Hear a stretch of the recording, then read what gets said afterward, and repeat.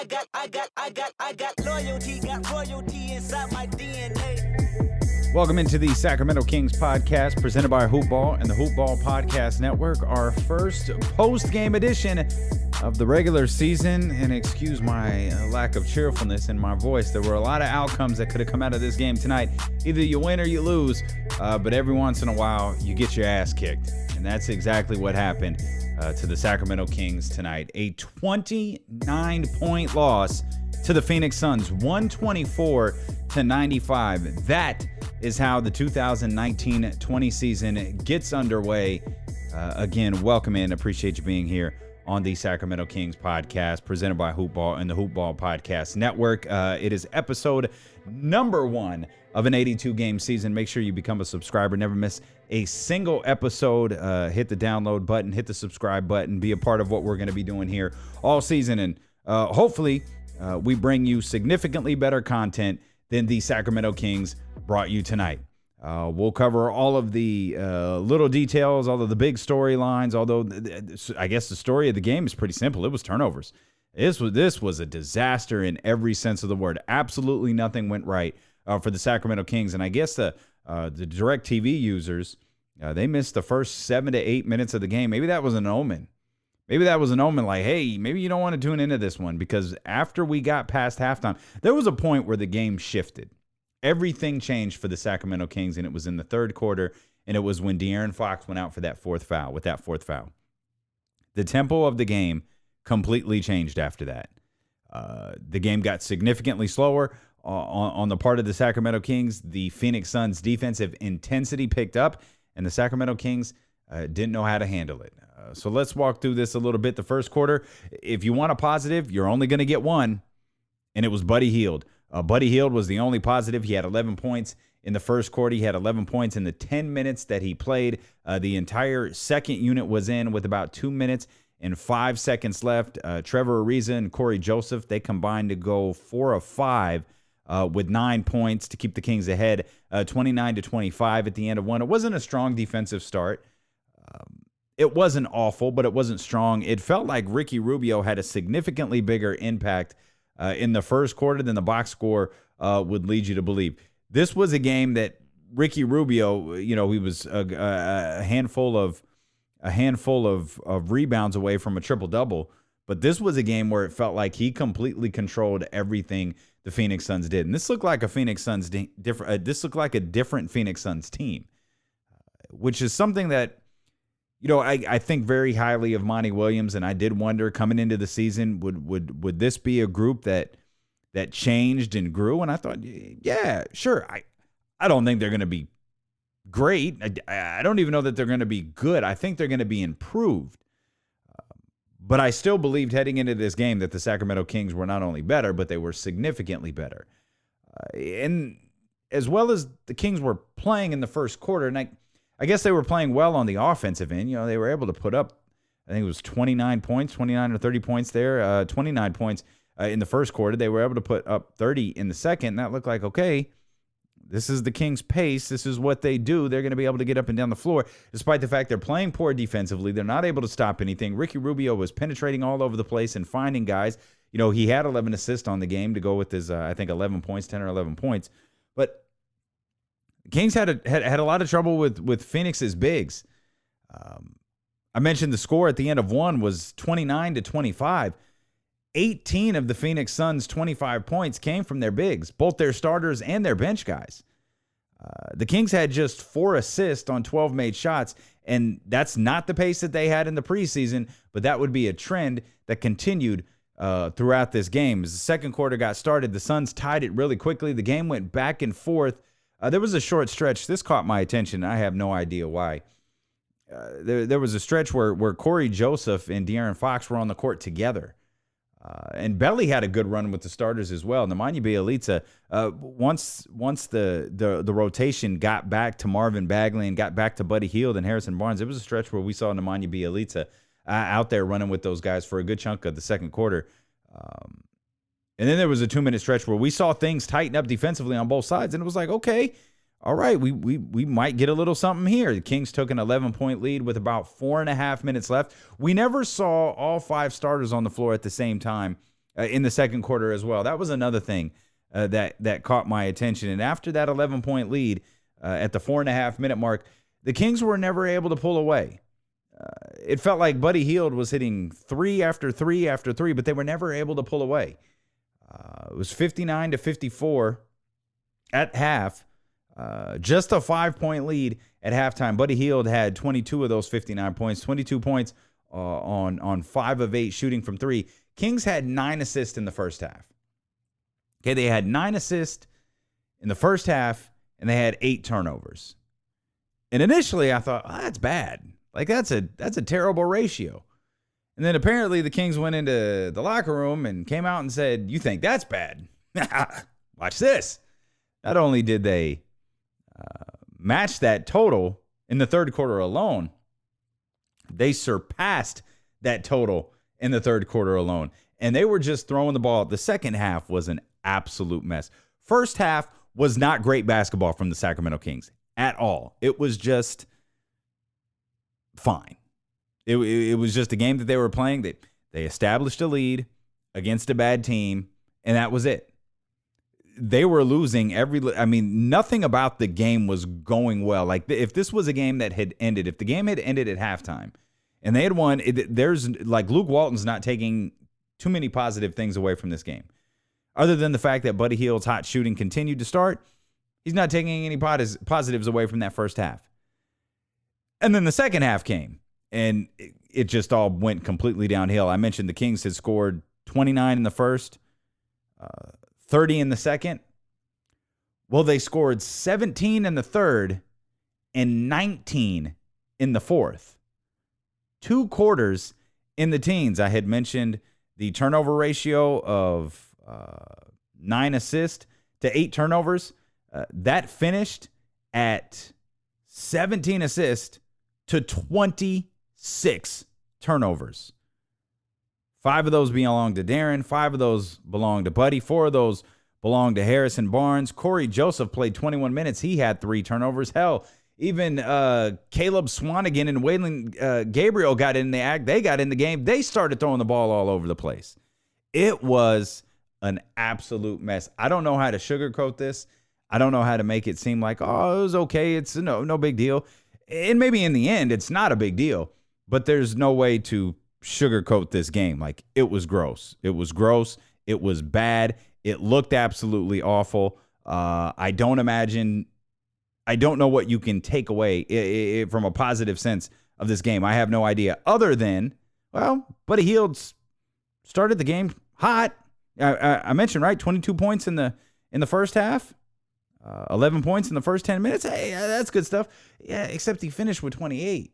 So everything that he had going in the first half, he couldn't continue into the second. And the Kings, it felt like there was no movement either. It was like they were stuck. What's the magic number for 3-pointers? 35. They shot 29. Steve Kerr uses the number 30 assists. Now, this isn't a Luke Walton number. This was a number I just heard Steve Kerr use.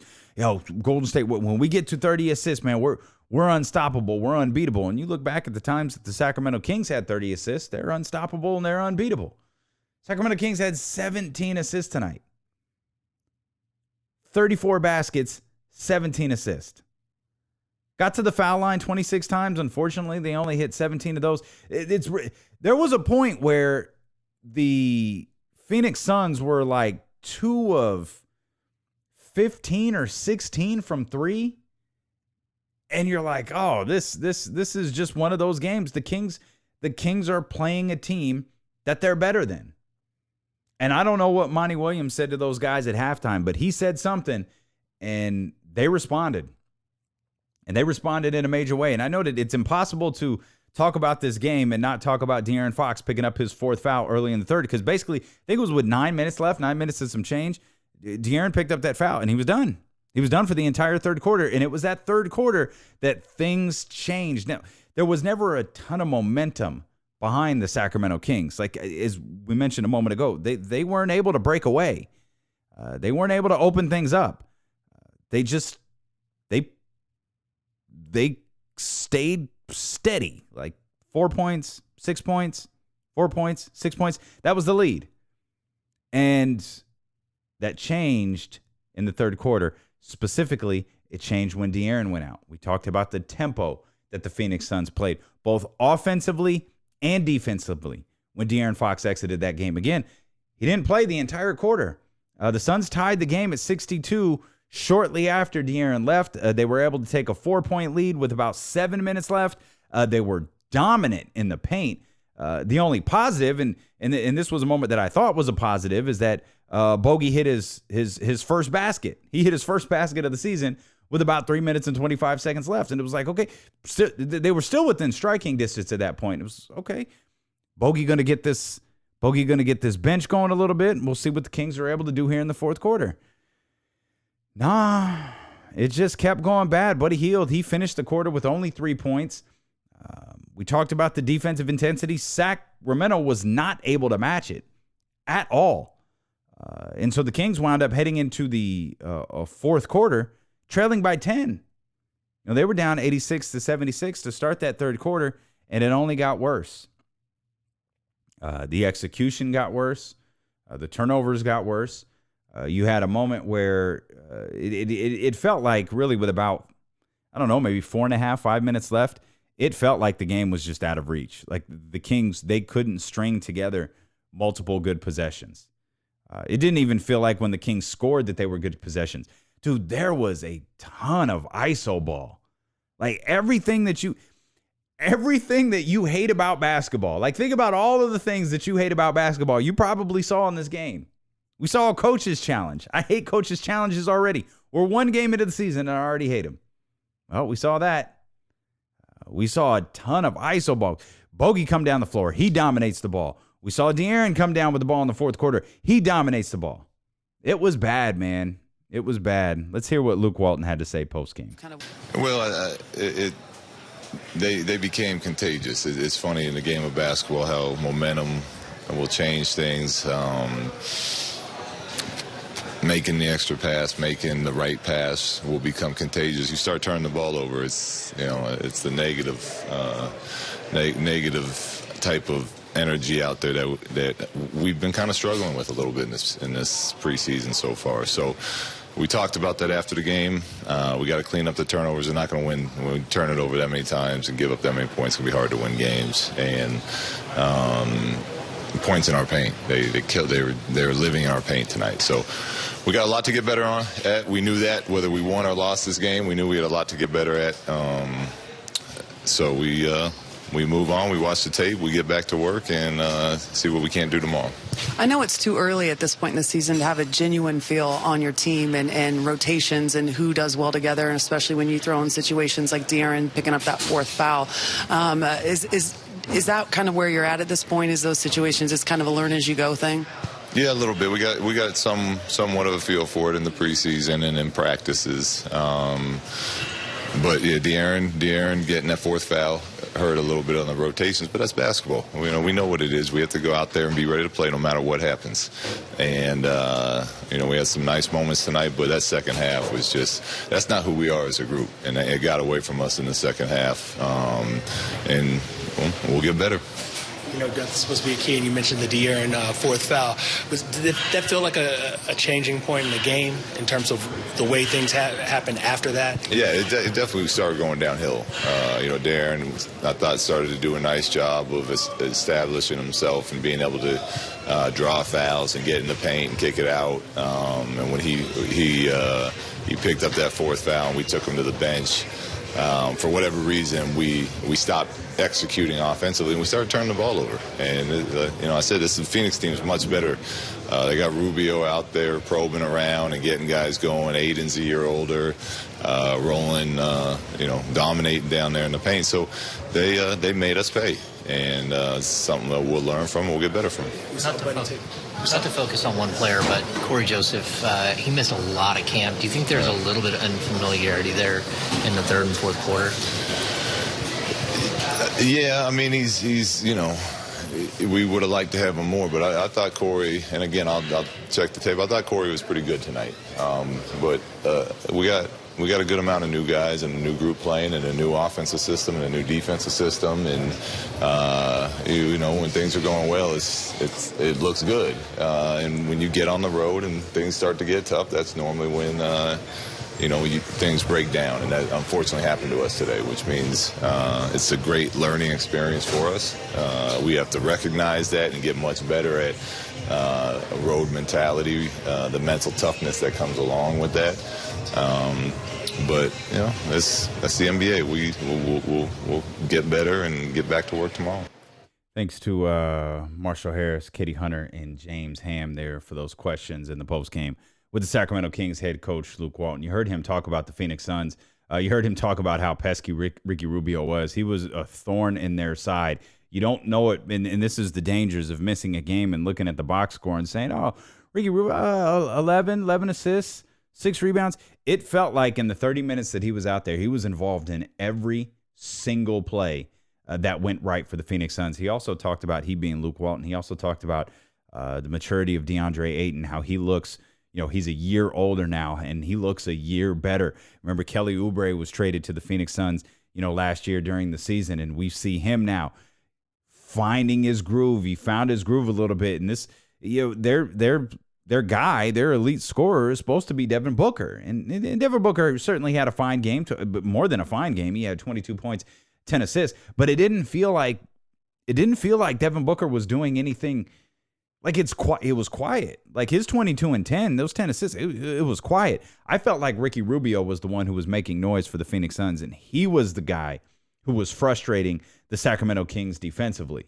And again, really strong performances from DeAndre Ayton, really strong performances from Kelly Oubre as well, really strong performance from the Phoenix Suns bench as they outscored the Kings bench. The Kings bench, that's the one that's supposed to be, like they're supposed to have an edge there. With Bogdan Bogdanovic and Trevor Ariza and Rashawn Holmes now establishing himself. Where's preseason Rashawn Holmes? I want to see that guy. I think he had a goose egg in the box score today. Now Rashawn Holmes is one of those guys who's going to do a lot of, other, like his MO isn't he's going to go out there and score a bunch of points. Like he's going to be the guy who rebounds. He grabbed 5 rebounds for the Sacramento Kings, 1 point. He made one of his 3 free throws, but we saw a different Rashawn Holmes during the preseason. Like, I want that guy. Give me that guy back. Like, those are the guys that are supposed to be leading this bench. Like, they're supposed to be better than some of the other benches in the Western Conference, particularly the Phoenix Suns, and that wasn't the case tonight. Kings bench was outscored 45-30. They were also outscored on fast break points, 27-11. So, again, it doesn't matter what aspect of the game you want to try to dissect. None of them went in favor of the Sacramento Kings. We'll wait to find out. I don't think Buddy's ankle injury is serious. You saw him. I think I don't know if DeAndre Ayton stepped on his foot or he stepped on DeAndre Ayton's foot, but you saw it turn. You saw it turn that there on the court. He was a little bit slow to get up. He did put some weight on it. He seemed to walk off the floor okay after the game was over. We saw De'Aaron. He got, I don't know if he bumped knees or if he got hit in the thigh or something by DeAndre Ayton as well, but we saw him hobble off a little bit late in the fourth quarter as well. And, I don't think either one of those injuries are a big deal, but it is worth pointing out that the Sacramento Kings open up the home portion of the regular season on Friday. So it's not like they get a whole bunch of time to rest and rehab. As a matter of fact, Sacramento Kings got a whole bunch of games coming up. Not only do they play Friday, but they play Saturday as well. And then they play again on Monday, and then they play again on Wednesday, and then they play again on Friday. They're playing every other day. So if they're getting banged up here in night number 1, they're not going to have a lot of time to heal. And again, none of the injuries, neither one of those injuries looked particularly serious.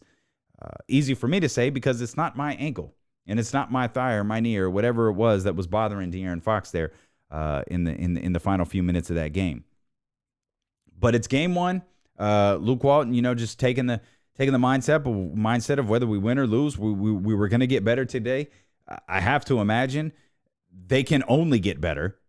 This wasn't like, I know all of you remember the Kings game last year where they blew the 17-point lead. A lot of the same qualities in that game in terms of the amount of turnovers, carelessness, Phoenix ramping up the intensity while Sacramento was unable to match. A lot of the same characteristics were there, but this was not that.